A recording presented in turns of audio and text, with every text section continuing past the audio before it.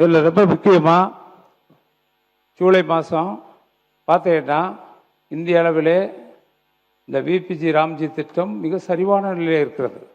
தமிழகத்தில் கூட 71 லட்சம் பேருக்கு தான் வேலைவாய்ப்பு வழங்கப்பட்டிருப்பதாக ஒரு மாத காலத்தில் 71 லட்சம். கடந்த ஆண்டை ஒப்பிட்டு பார்த்தால் 2,41,00,000 பேருக்கு மகாத்மா காந்தி வேலை உறுதியளிப்பு திட்டத்தில் வழங்கப்பட்டிருக்கிறது. இதனுடைய தொடர்ச்சியாக நாம் பார்க்கின்ற பொழுது இந்த மகளிர் மேம்பாட்டு திட்டத்தை பொறுத்தளவில் இதில் 1,00,000 கோடி கடன் இணைத்திருக்கிறார்கள் எங்களுடைய அரசு. அதுபோக ஸ்கில் டெவலப்மெண்ட் கொண்டு வந்திருக்காங்க. ஸ்கில் ரெஜிஸ்ட்ரி எங்களுடைய முதலமைச்சர் ஓப்பன் பண்ணியிருக்காங்க. இதில் அந்த இருக்கக்கூடிய பெண்கள் பணியாற்றக்கூடிய பெண்களுடைய ஏறத்தாழ 15,000 பேர் அதில் 15,000 குழுக்களுடைய அந்த ஸ்கில் அந்த திறன் மேம்பாட்டு பயிற்சி பெற்றவர்கள் பிளாக் டெவலப்மெண்ட் டிஸ்ட்ரிக்ட் டெவலப்மெண்ட்டில் அளவில் இருக்கக்கூடிய அந்த அதில் இப்போ ஏற்கனவே பணியாற்றியவர்களுடைய பட்டியலை பதிவு செய்வது, அந்த ஸ்கில் ரெஜிஸ்ட்ரியில் பதிவு செய்வது என்று திட்டமிட்டு அதை டிஜிட்டல் உறுப்பினர் ரெட்டியார்பட்டி வே நாராயண பாயிண்ட் ஆஃப் ஆர்டர் பேசு. முன்னாள் முதலமைச்சர் எடப்பாடி கே பழனிசாமி அவர்கள் பேசு. மாண்புமிகு பேரவைத் தலைவர் அவர்களே, மாண்புமிகு கனிவளத்துறை அமைச்சரனுடைய கவனத்திற்கு தற்போது மாண்புமிகு ஆட்சி அமைந்தவுடனே மாண்புமிகு கனிவளத்துறை அமைச்சர்கள் தமிழ்நாடு பூரா சுற்றுப்பயணம் செய்து அந்த குவாரிகள்லாம் ஆய்வு செஞ்சாங்க. அந்த ஆய்வில் செய்வதில் தவறு இல்லை, அமைச்சருடைய கடமை. அதில் பல தவறுகள் நடைபெற்றதாக கண்டுபிடிக்கப்பட்டாலும் அதுவும் தவறு இல்லை. ஆனால் கண்டுபிடிக்கப்பட்ட பிறகு பல குவாரிகள் மூடப்பட்டு விட்டது. பல மாவட்டங்களில் மூடப்பட்டு சீல் வைக்கப்பட்டு விட்டது. அதனால் உற்பத்தி குறைஞ்சிட்டது. தேவை எதையும் உற்பத்தி குறைஞ்சி அதனால் விலை ஏற்றம். இப்பொழுது புதிய திட்டங்கள் நிறைய அறிவிச்சிருக்கிறீங்க. நிறைய இதில் நெடுஞ்சாலைத்துறையிலும் சரி, பொதுப்பணித்துறையிலும் சரி, பாலங்கள் கட்டுதல், வீடுகள் கட்டுதல், இப்படிப்பட்ட பல துறைகளுக்கு ஜல்லி எம்சாண்ட் தேவை. ஆகவே இந்த அரசு இந்த உற்பத்தியை ஜல்லி எம்சாண்ட் உற்பத்தியை அதிகரித்து விலையை குறைப்பதற்கு ஏதாவது திட்டங்கள் வைத்திருக்காங்க என்று தங்கள் வாயிலாக அறிய விரும்புகிறேன். பேரவைத் தலைவர் ஒரே பேரவைத் தலைவர்களே,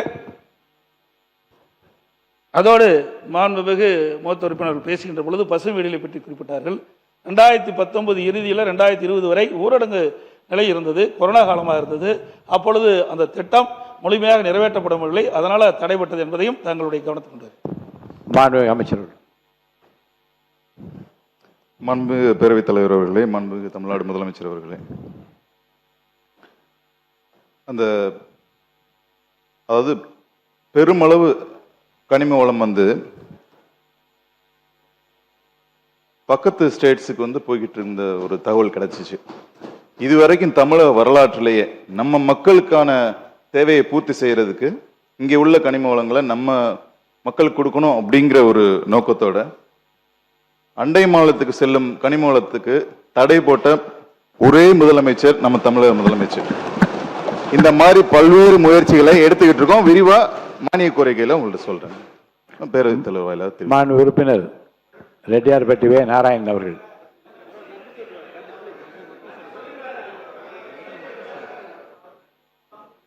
இல்லைங்க, இல்லை நீ அப்படி சொல்லக்கூடாது. நன்றி சொல்ல விடாம பண்றேன் சொல்லக்கூடாது, தப்பு. நீங்க நான் நிறைய அதிகமான நேரம் உங்களுக்கு ஒதுக்கிறேன். நன்றி சொல்லி முடிங்க. அப்ப நன்றி சொல்லுங்க. அப்ப நன்றி சொல்லி முடிங்க. இதுல நான் இந்த ஏற்கனவே திறன் பயிற்சி பெற்றவர்களுடைய பட்டியலை தயார் செய்து டிஜிட்டலைஸ் பண்ணணும். ஒன்று, அது டிஜிட்டலைஸ் பண்ணுறதோடு மட்டுமல்லாமல் அவர்களுக்கு எல்லாருக்கும் ஒரு பயிற்சி பெற்ற கிட்டத்தட்ட ஒரு 5,000 பேருக்கு எங்களுடைய ஆட்சி காலத்தில் டேப் கொடுக்கணும்னு முடிவு செஞ்சிருந்தோம். அதெல்லாம் கொடுக்கல. அதை கொடுங்க. நான் 2 விஷயம் மட்டும் நான் சொல்லிடுறேன். இதில் ரொம்ப முக்கியமாக என் மாவட்ட விஷயத்தை ஒரே விஷயம் சொல்லிடுறேன். எங்களுடைய மாவட்டத்தில் வைகனிலிருந்து கூட்டு குடிநீர் திட்டம் இதற்கான அனைத்து எல்லா டீட்டெயில் ப்ராஜெக்ட் ரிப்போர்ட் தயார் செய்யப்பட்டு சட்டமன்றத்தில் அறிவிக்கப்பட்டு அந்த பணி இருக்கு. இப்போ கடுமையான வறட்சி நிலக்கோட்டை தொகுதி, ஆத்தூர் தொகுதி, திண்டுக்கல் தொகுதி கடுமையான ஒரு சொட்டு தண்ணீர் இல்லாமல், சின்னாலப்பட்டியில் ஒரு சொட்டு தண்ணீர் இல்லை. சின்னாலப்பட்டி பேரராட்சியில் என்னுடைய தொகுதியில் நான் இல்லை என்று மறுக்க முடியாது. ஏனென்றால் அத்தனை அணைகளும் காமராஜர் சாகர் அணை குடிநீருக்காக கட்டப்பட்ட அணை வறண்டு விட்டது. இப்போ ஒரு சொட்டு தண்ணீர் இல்லை. நீங்கள் எங்களுக்கு 32 கிலோமீட்டர் எங்கள் ஊரை தாண்டி தான் வைய போகுது. நாங்கள் வந்து மதுரைக்கு போகுது, எல்லா ஊருக்கும் போகுது, தக்க இருக்க ஊருக்கெல்லாம். ஆனால் எங்களுக்கு அந்த திட்டம் தீட்டப்பட்டு அது நிலுவையில் இருக்கிறது. அந்த திட்டம் கண்டிப்பாக 700 கோடியிலே 600 கோடியிலே திட்டம் தீட்டப்பட்டிருக்கு. அது நிறைவேற்றப்பட வேண்டும். இன்னொரு முக்கியமான விவசாயிகளுக்கு எங்கள் மாவட்டம் ஒரு 4